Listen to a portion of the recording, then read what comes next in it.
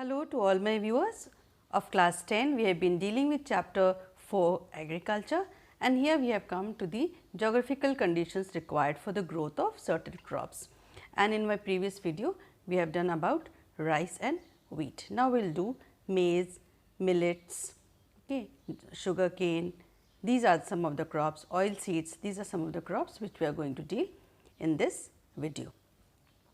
So, when we talk about millets, we mean jowar, bajra and ragi. There is no single crop which means millet. There is no crop like millet. Jowar, bajra and ragi, these three makes millets. Millets are the coarse grains which are very good for the health of the human beings. They have a high nutritive value. They are high if they are rich in iron, calcium, protein and roughage. So, that is a very healthy crop, and it is mostly very cheap. Earlier people used to, very poor people used to consume it because it was very cheap, and it does not require very large amount of rainfall or specific geographical conditions for it to be grown. Like it can be grown in dry areas also, sandy soils also. So, it was a crop of the poor people, but as soon we have been advancing into a modernized world, we find that the people, those who are having their sedentary job style, they have been sitting and doing their jobs, they do not have much of physical work. Such people are recommended by the doctor to include millets in their diet.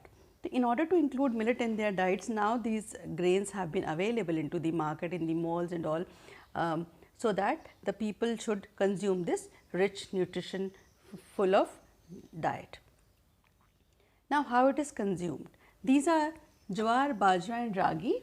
They are grains like wheat, and they are grounded into a flour like wheat, and then from that chapatis are made, and that is how these grains are used. That is how these grains are being eaten.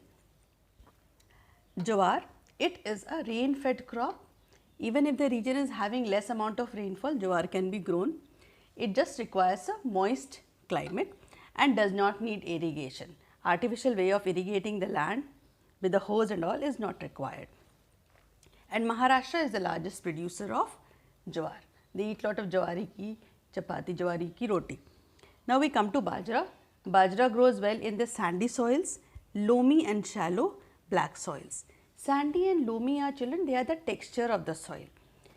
They are texture according to the granules. If the granules are bigger, it is sandy soil. If the granules are little smaller, it is loamy, and if the granules are very fine like powder, then the soil becomes a clayey soil. So, it can be grown in sandy, loamy, but shallow black soil. Shallow means the layer of the soil need not be very deep. So, these crops can be grown in this condition, and Rajasthan is the largest producer of bajra in India. This comes as a map marking: Rajasthan, Maharashtra for jowar, and then Karnataka for ragi. Ragi also grows in red soil area, red, black, sandy, loamy and shallow soils. So, this is about the jowar, bajra and ragi. Next crop is maize. Maize is the corn which we roasted and eat it. It has also been powdered into a flour, and chapatis are made out of it.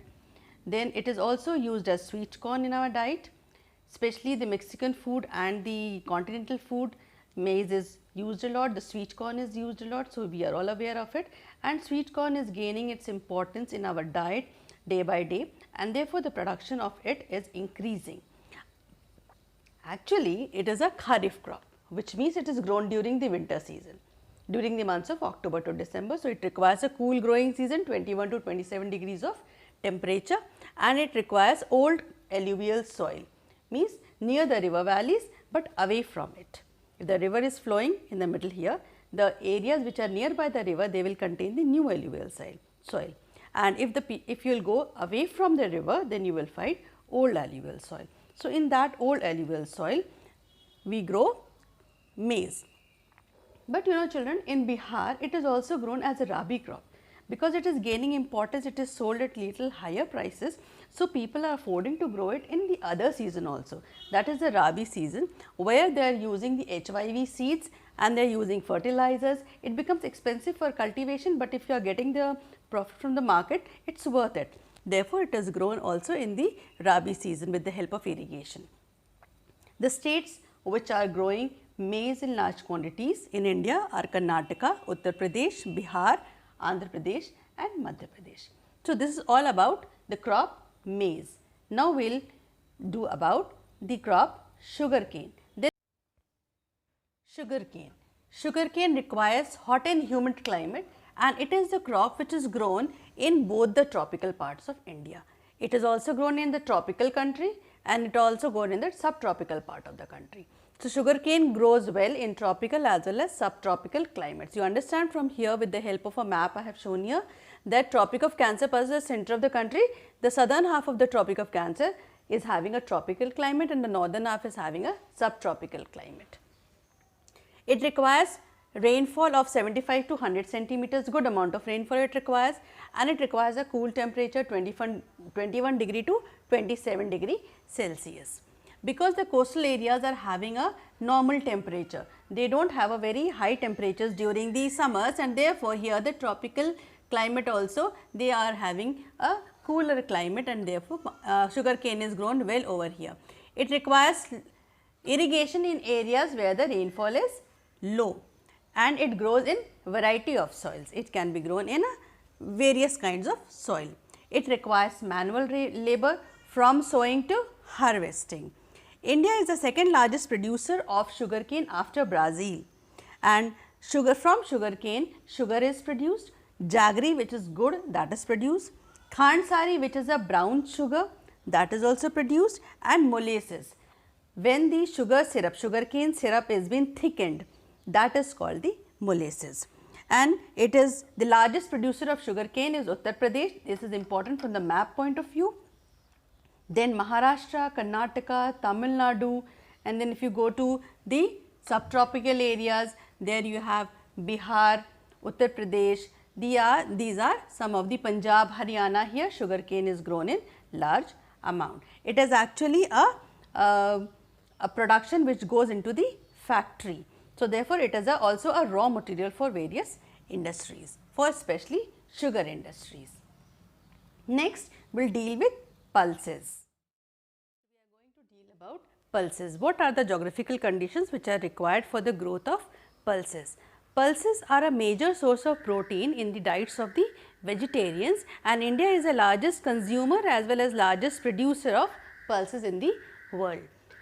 Some of the pulses are tur, moong, masoor, urad, peas, gram. These are all names of different pulses. Some of the pulses are grown in the kharif season, which is the season when the monsoon comes, like tur. Tur is also arhar, moong, masoor and urad. They are grown in the kharif season, whereas peas and gram, they are grown in the rabi season. They requires less moisture.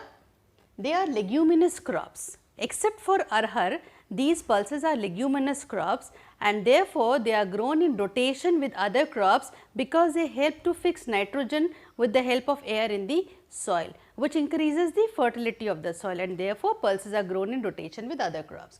This question comes in the exam that why are pulses grown in rotation with other crops. So, now you know the answer to it.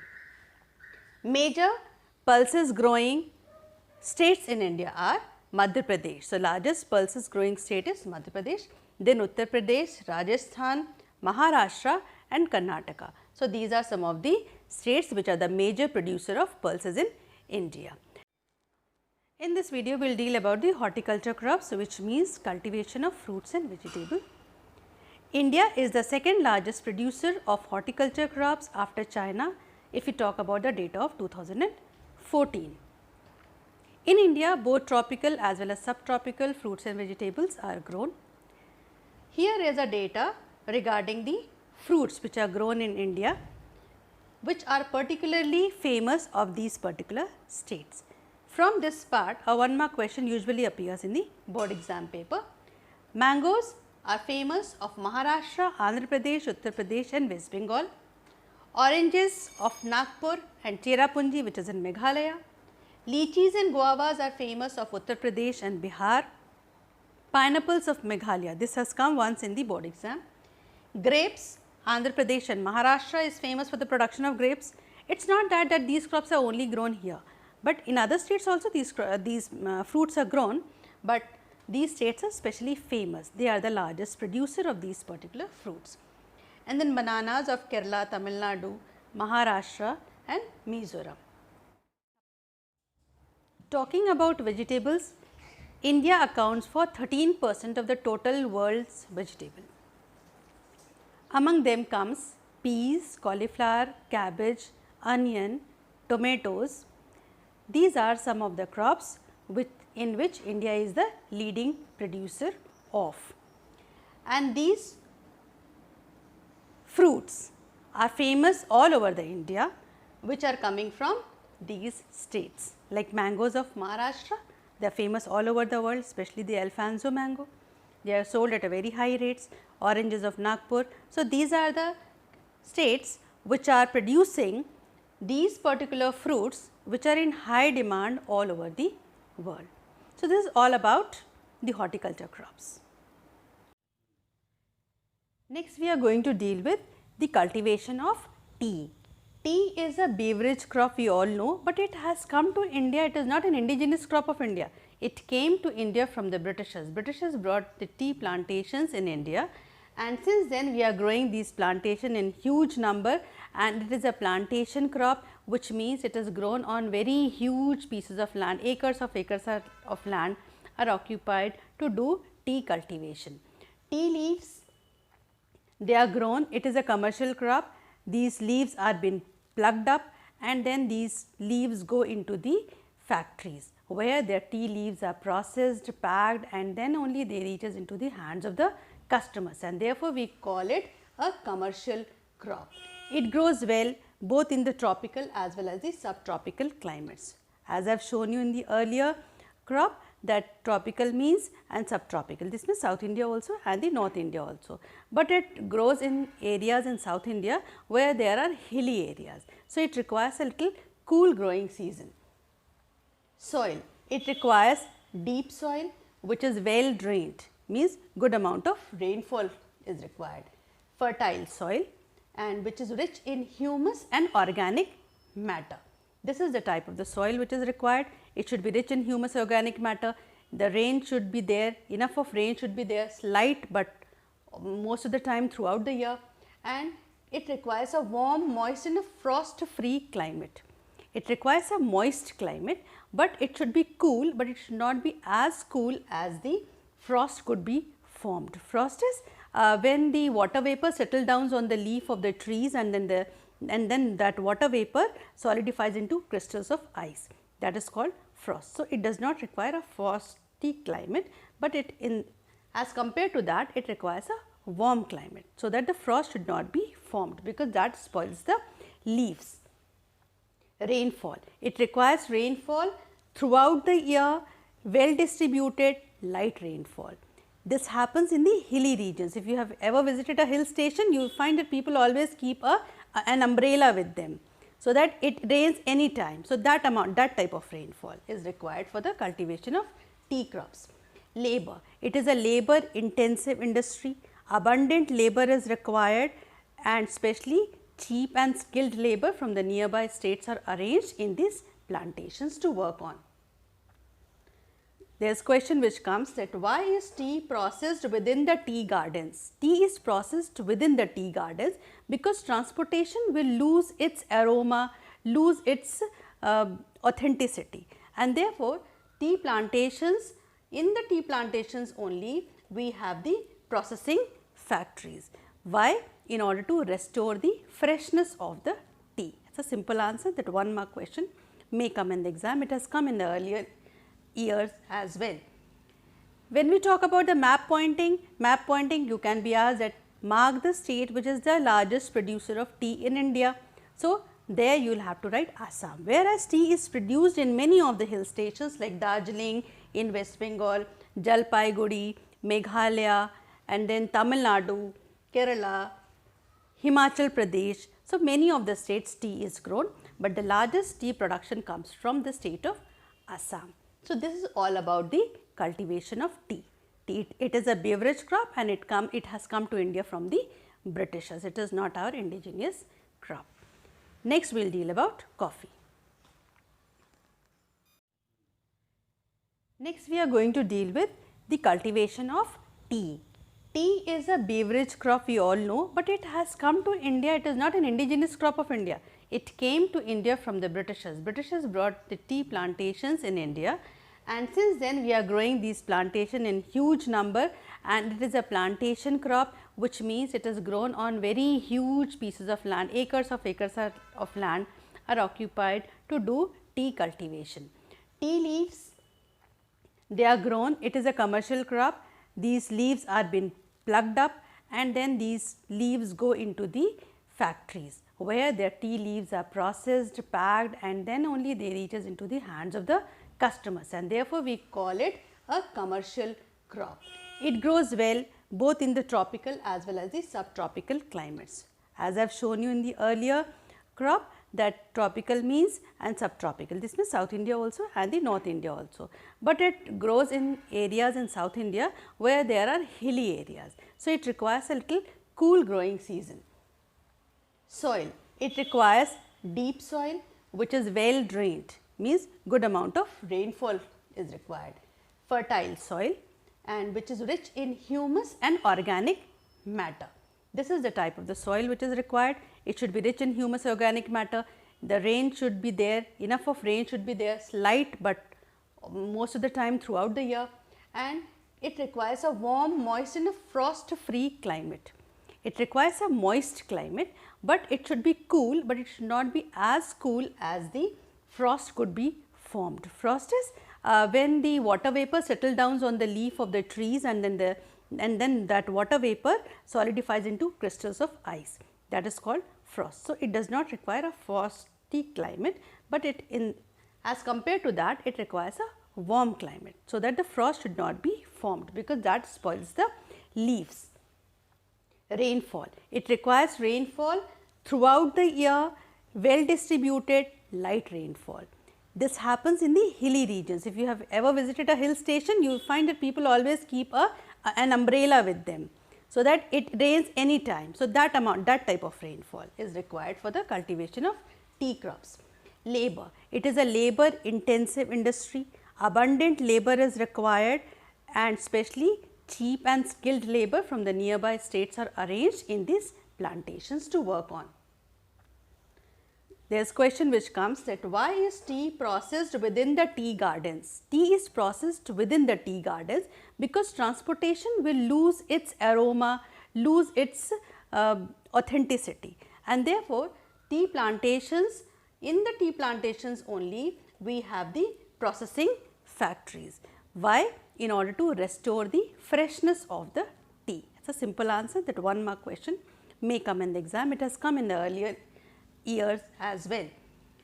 When we talk about the map pointing you can be asked that mark the state which is the largest producer of tea in India. So, there you will have to write Assam, whereas tea is produced in many of the hill stations like Darjeeling in West Bengal, Jalpaiguri, Meghalaya, and then Tamil Nadu, Kerala, Himachal Pradesh. So, many of the states tea is grown, but the largest tea production comes from the state of Assam. So, this is all about the cultivation of tea. It is a beverage crop, and it has come to India from the Britishers. It is not our indigenous crop. Next, we will deal about coffee. Next, we will deal with the cultivation of coffee in India. Coffee is again an exotic species which is not an indigenous crop. Once upon a time, the Arabica variety of coffee was brought from Yemen to India, and first of all when it was brought, it was grown in the Baba Budan hills which are in Karnataka, which are a part of the Western Ghat mountains. So, coffee is again grown in the hilly regions in large tracts of land, and therefore, Indian coffee is known in the world for its good quality. Now, also the cultivation of coffee is confined to the Nilgiri hills which are in Kerala, Karnataka and Tamil Nadu. So, this is all about coffee. Hope you understand the cultivation of the few crops that I have explained in this video. If you have any doubts, do write in the comment section, do like, share and subscribe, and thanks for watching.